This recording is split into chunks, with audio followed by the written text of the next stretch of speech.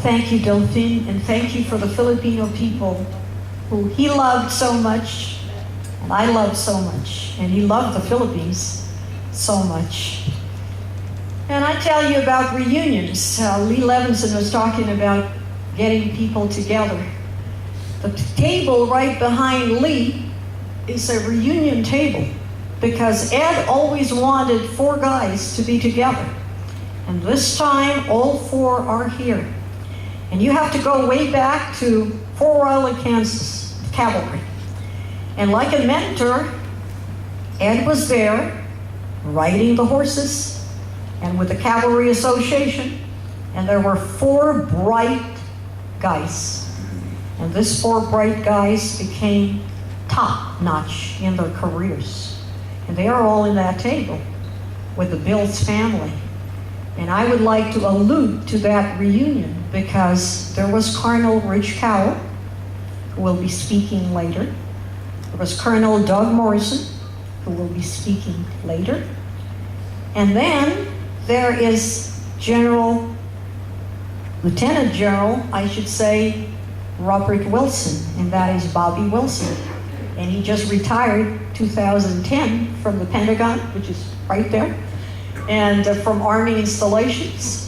And then we have another general, and that is Brigadier General Mike Bills. And we know, Ed says the next star is coming because you're a star in our book, and you're going to be commanding the 4th Infantry Division. So I would like to call on our dear friend, Mike Bills, Deputy Commanding General for Fort Carson, bringing us back again to that place where Ed was together, the both of us, and I'm sure you will allude to that. And today, Mike, you just made me so proud, your family and you and everybody there when you gave me that flag, which was so touching. Mike Bills. General Bills.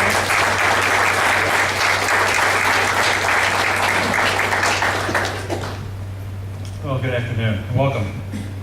President Kennedy once said that a nation reveals itself not only by the people it produces, but also by the people it honors, the people it remembers, and that's the purpose of today, to honor and remember a husband, a father, and a cavalryman in Colonel Edwin Ramsey.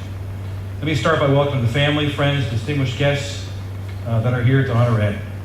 Bill's family's had the distinct honor and a great privilege to know Ed over the last 25 years. We entered Ed and Rankie's life through the U.S. Horse Cavalry Association at Fort Riley, Kansas, and learned very quickly as young captains that Ed was a special person. Ed was a modest and unassuming man, and to this younger generation of cavalrymen, he was a real hero.